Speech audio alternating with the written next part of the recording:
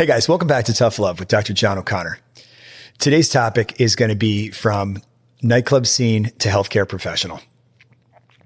What an amazing, fun, youthful, energy, electric time it was to be in Atlanta for my 4 years of my, getting my doctorate in chiropractic in Atlanta, Georgia. You got down there, you're 21, 22 years old. You're there till you're 26. And it was absolutely some of the most exciting, fun, breathtaking time in my life. And when I first got down there, the nightclub life was, above my head. It was so expensive. It was such a different scene from being in, Jenkinson's and Bar A and Tides and all the New Jersey spots. This was a city. It was, I think back then they used to call it a flyover state. So many people came there to work. The pro athletes and the entertainment people were there. I mean, it was normal to be in Phipps or Lenox Mall and see Elton John and Mike Tyson and Lennox Lewis and celebrity beyond rappers. Diddy was down there all the time. T.I., Jermaine Dupri. I mean, it was just ridiculous, the amount of celebrities. And for me, growing up in the basketball hip hop culture, I loved hip hop. So I absolutely loved being down there. And Atlanta, was booty shaking music. I had not seen that before. And, it was funny. It was bass. It was slower. And I first started bar backing in a club that was nothing about that. It was like rave trance, but these guys paid me ridiculously well. I was in great shape at the time. The bar basically was you were in jeans, a black belt, black sneakers, no shirt, and a bandana on your head. I was like, perfect. I can do this. And I'll never forget it. I think at that time, it was like flip phones, and the night was getting, it was kind of slow, and the guy was like, hey, you get a break or whatever. I remember going outside, calling my dad and telling him, hey, got a job at a bar, going to be bartending, bar backing, training to bartend and whatnot. He's like, all right, be safe, have fun. Hang up the phone, go back in, and right around 11:30, 12 o'clock, this place came alive. And this is what I knew for sure for the next 4 years. I'm going to, just become this scene. Literally a new DJ came on, and I'm going to say without exaggeration, 50 half naked, stunning females come in and just start dancing all over each other. And I was laughing my face off because I just never seen anything like this before. And I'm like, okay, I've died and gone to heaven. This is a great job and I'm never leaving. But all kidding aside, that job, was a lot and it was a little crazy. It was a heavy drug scene. I wanted to get into a different scene. So I started working for this restaurant and entertainment group. And the place was a membership club, very similar to La Maltz or something like that. That's here in New Jersey. That my buddy Sarab owns. It's super ultra exclusive. And I got to work the velvet rope and work the door. And, they loved it. All of us, I think that worked the door. We're all graduate students. Everybody were college degree and former college athletes. And so we could carry ourselves and we're well spoken. And, you got to basically be the gatekeeper of who you allowed in. Of course, the owners were very selective. There was a list and people had their memberships, et cetera. And it was a very, very cool scene. On any given night, you could have anybody from Brian McKnight coming in to Jermaine Dupri. I mean, one night, I think Andy Roddick, tennis star, and Mandy Moore came in. And then all of a sudden, Janet Jackson walked in with Jermaine Dupri, and, it was just wild, celebrity upon celebrity. There was an event down there, and I'll never forget it. A young Tiger Woods comes in with his entire security entourage, and we're relatively close to the same age. And I think he just got done playing college golf or whatever, and he hit the pro scene, and, he was iconic already. And I mean, there were crazy amount of athletes down there. And his security team was like, you thought a prince was coming in. So, loving that scene. And then from there, I remember I just wanted more. I felt like I could create it. And I started talking to one of the owners or the manager at the time. And he was a super cool guy. He was like, listen, we're slow on Sundays. If you want to give it a go and you want to throw a promotion event, throw an event. And I, at that time, had met a clothing fashion store guy that owned in Atlanta in these exclusive malls. This kid, Todd, he had owned a Versace Dolce & Gabbana store. And I said, all right, I'm thinking, girls, women sell. Let's do a high-end fashion show and tie it with a movie opening. And it was my first event. And I believe, dating myself, we did the opening night to Mission Impossible and a fashion show in conjunction. And it was an absolute, bomb party. It was packed. And that was kind of the beginning of my company. And I believe the company was called Enigma Productions. And I was super proud of it, right? I mean, here I am, this kid, from New Jersey, not a huge personality, a little shy and timid if you really knew me. And I had to get out of my comfort zone and negotiate with hustlers that own bars and develop this, John O'Connor. And that's why I think I took Enigma, because, I looked at it like that mysterious definition that I had to be this man of mystery, so to speak, because the face forward guy at that time was a little goofy, a little insecure. Regardless of what I looked like athletically, I wasn't the person that was going to jump front and center, and I had to become that person. And, I created that image like the Matrix. I was always blacked out in, at that time it was the black trench coat with the skin tight black shirt and, suits and crazy shoes. And it was a really fun, high fashion time. And that really was for me something that I'd always be so thankful to say, hey, came and did that. And, that 4 years flew by.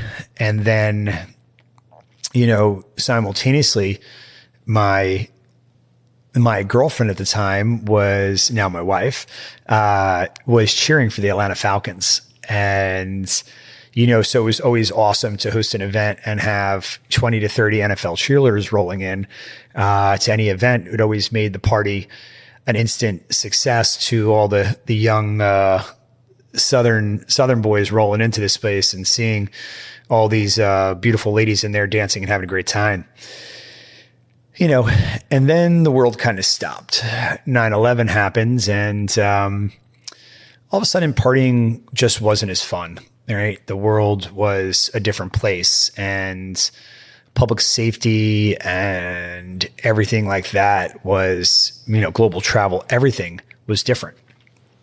I actually remember a time that I hosted a party, and I used to bring in world famous DJs, and I had Jam Master Jay in from Run DMC, and we had to bring him back to the airport. And the head of my security at the time, who was like family to me, like he would basically drive me everywhere, and we had to take, Jam Master Jay back to the airport, pick him up at his hotel, and bringing him through the airport back then, you could walk him almost damn near to the plane without any interference. And literally, I mean, he was in the black leather coat with the shell tops and the round rim hat. So everybody knew it was Jam Master Jay. So that in itself was super fun, because it was amazing the attention he got. But,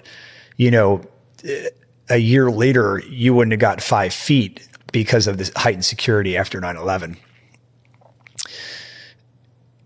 The transition, I remember I believe we started having like engagement parties and stuff like that. And I wasn't having as much fun because we were getting to the end of school, and, boards were coming, and, we did a great job. Our grades were there. We got offered jobs, back in New Jersey. We actually both accepted jobs in Atlanta. 9/11 kind of just ended that. We wanted to go home. There was friends and family that were killed in 9/11, and it was kind of surreal. And, I think everybody wanted to be more family centered at that time. So, fast forward to coming home. But the reality was I went from making, anywhere from $5,000 to $25,000 a weekend to making no money. And that was a reality shock. So I went home as Dr. O'Connor, chiropractic physician, with all this extraordinary clothing and wild, thick punk rock hair, to being Dr. O'Connor. And it was time for a shift, right? I had to, basically reinvent myself to be not talking about a party scene and, hosting so many events. Although I will say, there were a couple events that were definitely,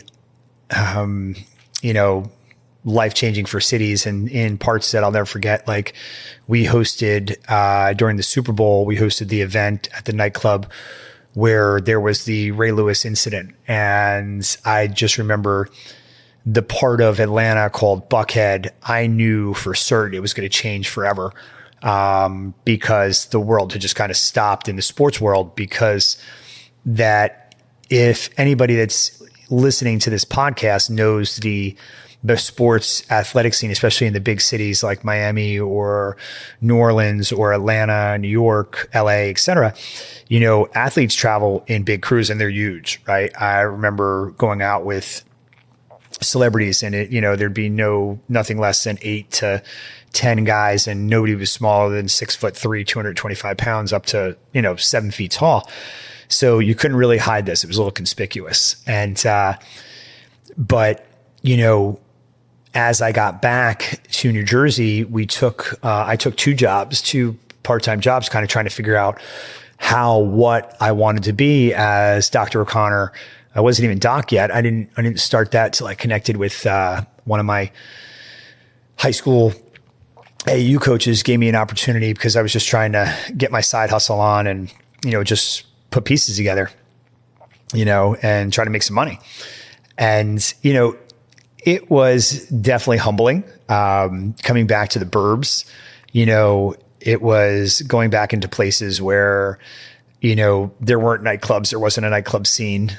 People were drinking beer out of plastic cups. And we went from, champagne and bottle service to 25-cent beers. And I was like, okay, I've died and landed in, a local bar.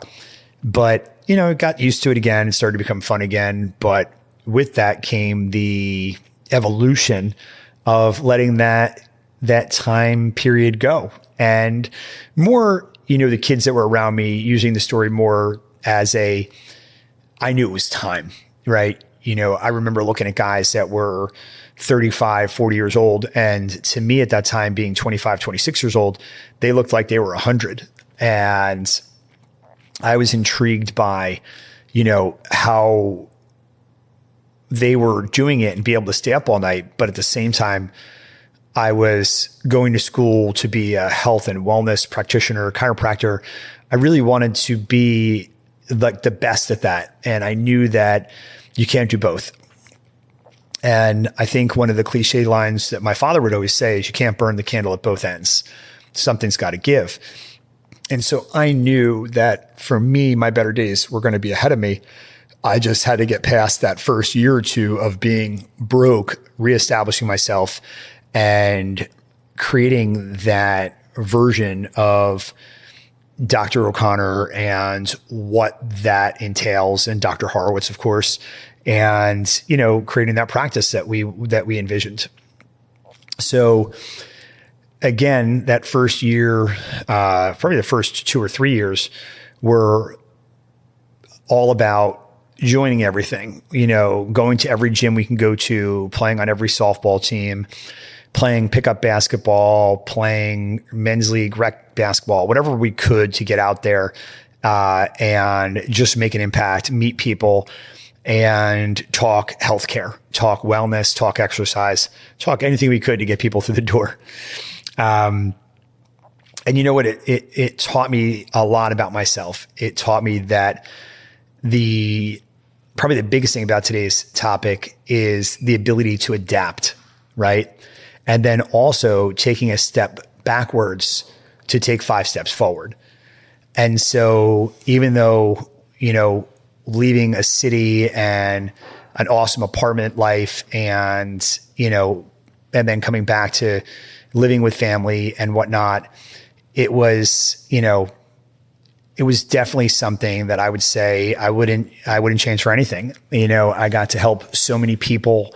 I got to share stories of my youth and then the energy of the nightclub business, or, something I always thought was super cool was attending an NFL game on a Sunday and going when, Jessica was warming up on the field with the other NFL cheerleaders. I was so proud to see her out there. I thought that was the coolest thing for them to be out there and, be on all the corners of the sideline, and then they'd be warming up in the end zones and whatnot.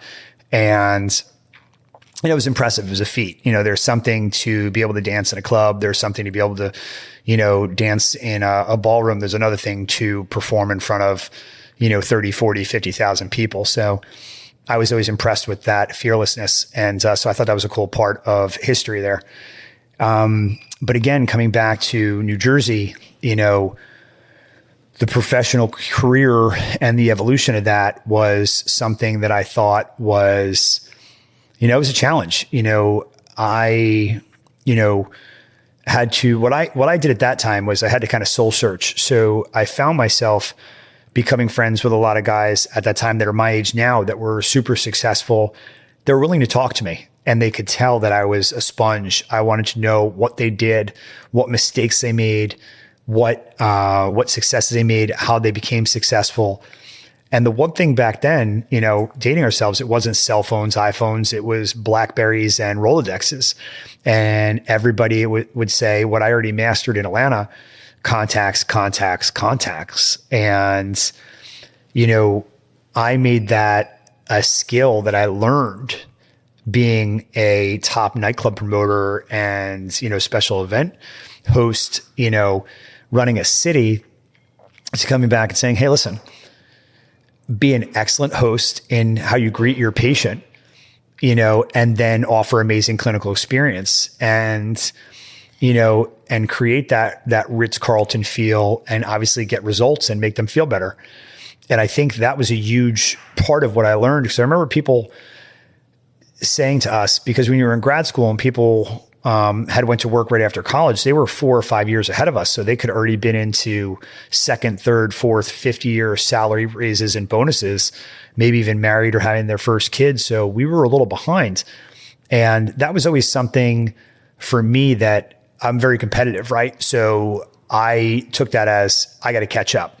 And to this day, that's something that keeps me going. I'm competitive as hell. And, now I look at it as I am thankful and grateful to see friends and, acquaintances doing well.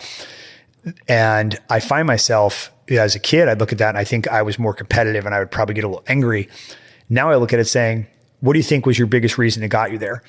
Some people are very honest. They say luck. And then some people say, I locked myself in a room 8 hours a day for 3 months coming up with this idea, and then worked my ass off for another year to get it there. And it finally started making money in the second year. And I sold the company for $50 million, blah, blah, blah.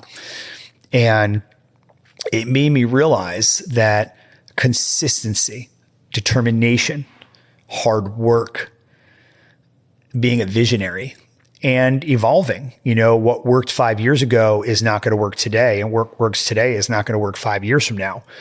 And, we see that now. And, I reflect back on that time, and I am so thankful. And, circling back to my point of what that nightclub and event scene taught me, is that was probably the best hands-on learning and job I could have ever had. Because whether I was dealing with celebrities, or I was dealing with public officials, or I was dealing with business owners, I had to be a chameleon and be able to shift, yet deliver the same message. And, I think at that young age, it taught me so many, invaluable skills that I keep with me to this day. And I also say that I think that energy, you always say you want to create a vibe and flow. And I don't care what your business is. I think you have to have that. I think you have to have the identity and pulse of a business that defines you and, makes you who you are, your brand, right? Whether it's, a Starbucks, or you're shopping at Saks Fifth Avenue or Neiman Marcus, or you're going to the Cosmopolitan in Las Vegas, it's a theme and there's something that comes to you and draws you back every time, very similar to like clothing brands and stuff like that. You shout out to my boy Mo and his wife owning Athletic Freak. They're big on what they say, creating a community and repping their gear right now. And, I have to say that, that's where I'm at in my career now. And again, starting back from the nightclub business, to the, Velocity 1.0 in a 800 to 1,000 square foot office. That was the first practice 20 plus years ago.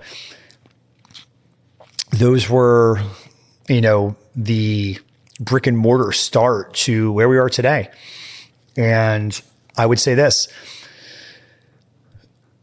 what we learn, post COVID, very much is almost like a start over to where we were when we first got back to Atlanta. And I remember a economics teacher once saying that you'll have 6 to 8 economic highs and lows. And at the end of the day, you want to finish on a high. And, coming out of COVID, going into COVID, we were definitely on a high. And then, whatever that length of time was, we took on a remarkable feat and built out one of the nicest facilities in the state of New Jersey, with regards to being a physical medicine, chiropractic, physical therapy, sports performance center. And we didn't spare an expense, and with that being said, we did everything wrong or I did everything wrong because I wanted it. Right. And, and that's one thing, being impulsive and so many times being that aggressor and going after stuff and taking what I want has worked to my advantage. But in this case, looking back at it, it's just taught me really hard lessons. So the focus of today's podcast is about looking back at history, think about it, reflect on it, learn from it.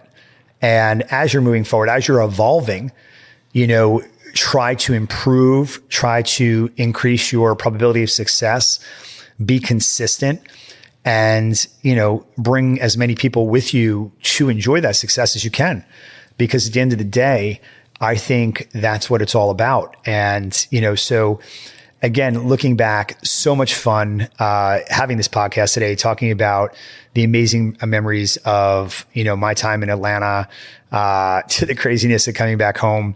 And I used to laugh because when I came back home, the haircut was the big pointy hair up top that was like 4 feet above your head. And I remember saying to myself, all right, it's time to graduate from this. And, just like, what I learned when we had an opportunity to get out of the big building, in Freehold, one of our spaces, and I think that any business owners listening, if you had to close a restaurant or, close a business, for us, it was a healthcare practice. Sometimes you have to take, a couple steps backwards to move forward. And I think, again, that's really the message of today's podcast is don't be afraid to step back to launch forward. So hopefully you guys understood the message today and that, it drove some points home for you and some clarity. Again, probably one of the biggest things you could do is share this, like it, follow us on Instagram at Dr. John O'Connor. We look forward to sharing more stories and powerful messages. We have some amazing guests coming up. Thank you so much for joining us today, and we'll see you soon. God bless.